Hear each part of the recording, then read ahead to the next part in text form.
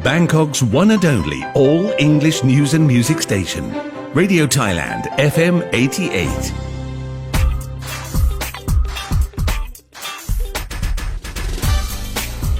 From diplomacy to personal visions, we bring you inspirational stories of foreign ambassadors and diplomats across Thailand. Here on Radio Thailand FM 88. This is The Ambassador.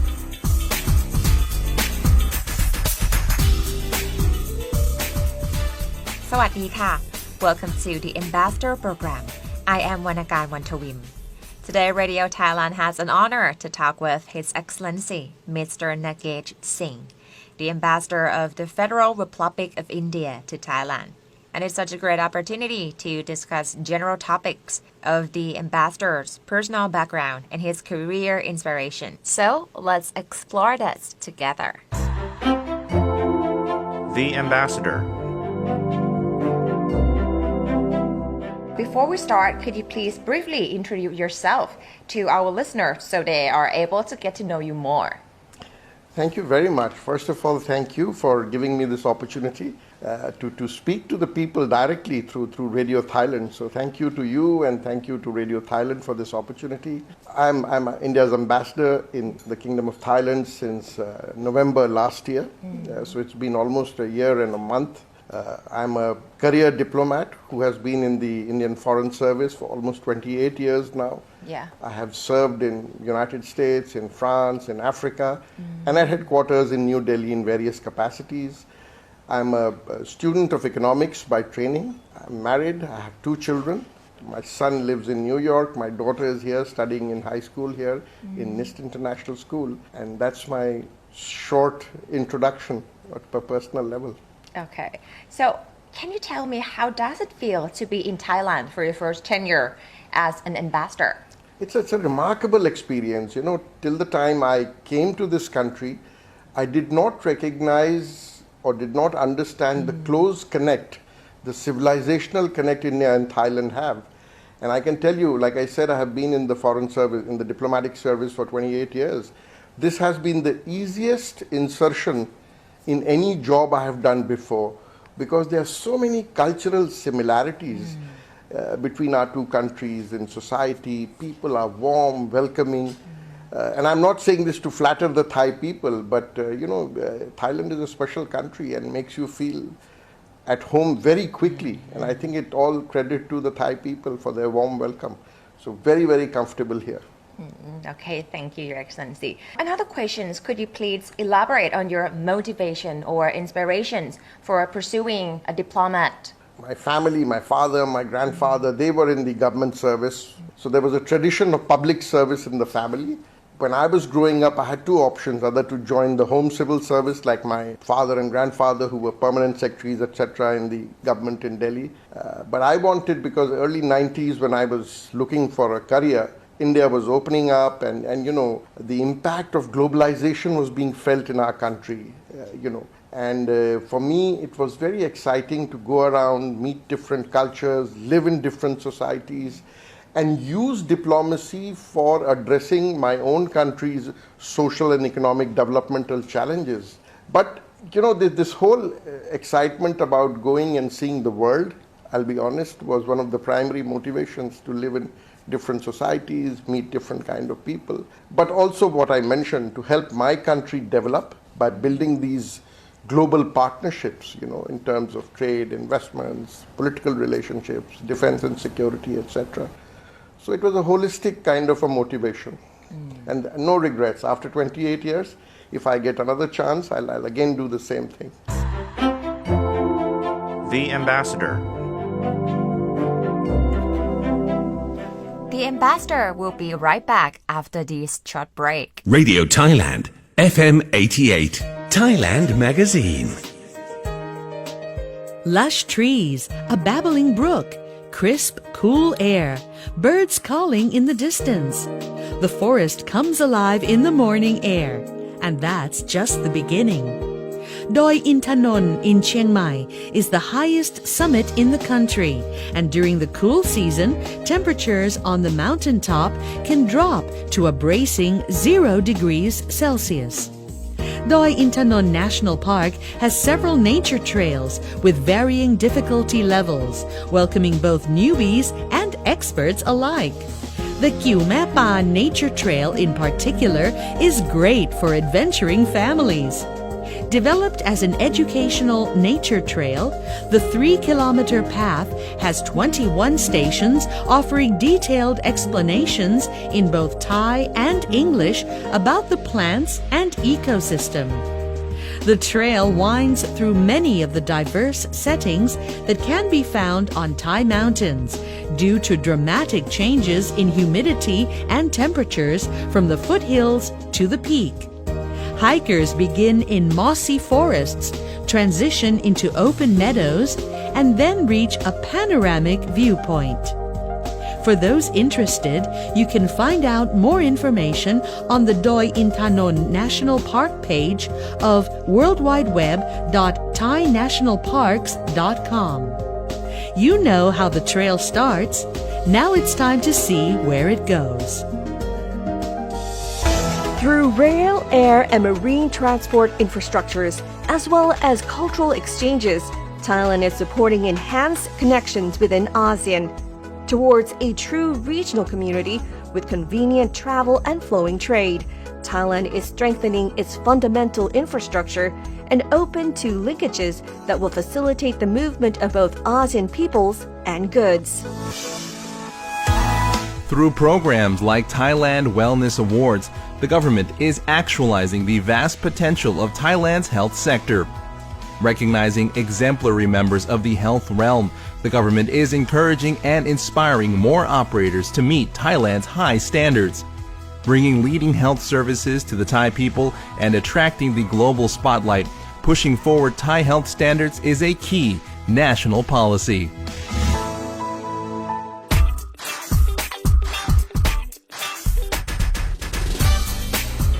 From diplomacy to personal visions, we bring you inspirational stories of foreign ambassadors and diplomats across Thailand. Here on Radio Thailand FM 88. This is The Ambassador.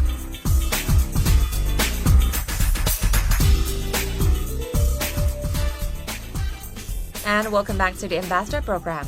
We still have His Excellency, Mr. Nagesh Singh, the Ambassador of Federal Republic of India to Thailand with us. Apart from his personal background we mentioned earlier, let's find out more about his extensive experiences during his journey and his view on Thailand. So let's check it out. The Ambassador.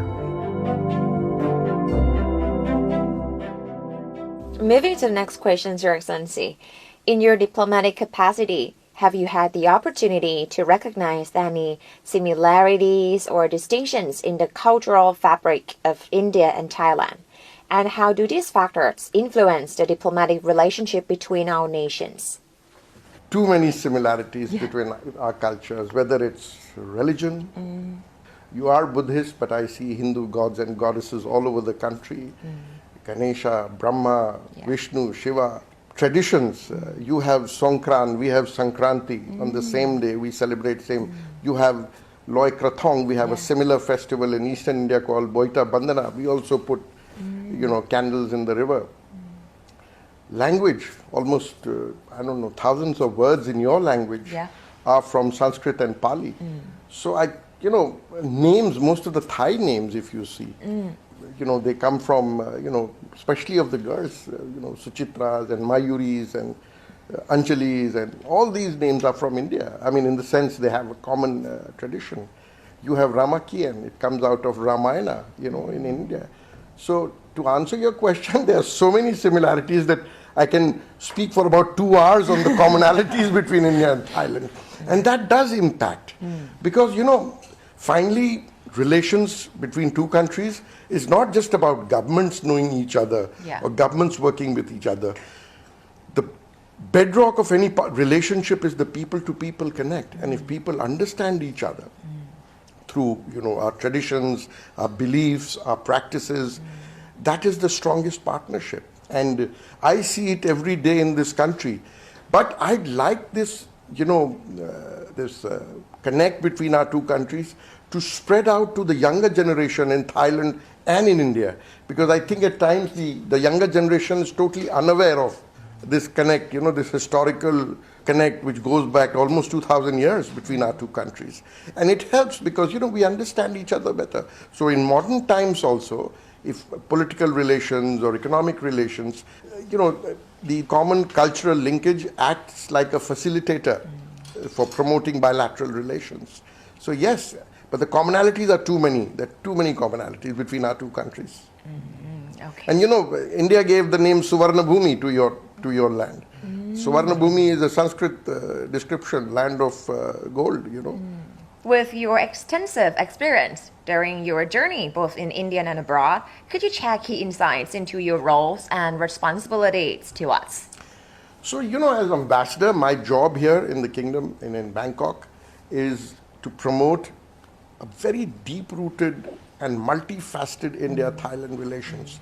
Now, if you look at a bilateral relation between two countries like India and Thailand, there is a political aspect, there is a trade and investment aspect, which we call the economic and commercial relationship, there is a defense and security aspect, there is a people-to-people contacts or exchanges. When I say people-to-people, it is tourism, education, cultural programs, arts, drama, painting, etc. So these are some of the areas in which we focus on. And it's not just, like I said, about building political relationships. Thailand supports India, India supports Thailand in the political arena. Globally, I'm talking about, whether United Nations or within ASEAN. But it's a whole gamut of relationship. Trade and investment, for example. I mean, our bilateral trade is about $18 billion and growing. Investments, there are Thai companies investing in India, Indian companies investing in Thailand. Yeah. Education, as I mentioned, I mean, there are at least 6 universities where India study centers are run, including Chula, Chiang Mai University, Ubon Ratchathani, Thammasat. I mean, there are many, many universities now. We're also looking at opening at Prince of Songkhla University. Then on the cultural side, our troops visit each other. Dance performances are happening on both sides. I mean, we get Indian cultural troops coming here. We have a Indian Cultural Center here in Bangkok, which does all sorts of things from yoga to Indian forms of dance. I mean, because in India we have 7-8 classical dance forms. On music, it's very popular here, Indian music. Bollywood, for example, that's the other thing. Yeah. Very, very popular. So our job as an embassy is to address all these areas and see how mutually beneficial exchanges between India and Thailand can be promoted. And like I said, Thailand is a very important country for India because we are maritime neighbors. We share a boundary in the Bay of Bengal. I mean, from Calcutta to Bangkok is 2 hours. So coming to Bangkok for somebody from Eastern India closer than somebody from Eastern India traveling to the southern part of the country. That journey might take 3 to 4 hours. But coming to Bangkok is only 2 hours. So that's all what we do. I mean, like I said, there are too many things, as I mentioned. The Ambassador. And that's all for today. To be continued next week in the upcoming episode. And we still have more fascinating stories to tell you. And don't forget that you can always find us on Facebook page FM88 Radio Thailand English to discover the rest of editions and stories. And on Facebook page Radio Thailand World Service for more update. Until the next time, I am Wanakan Wantawim. สวัสดีค่ะ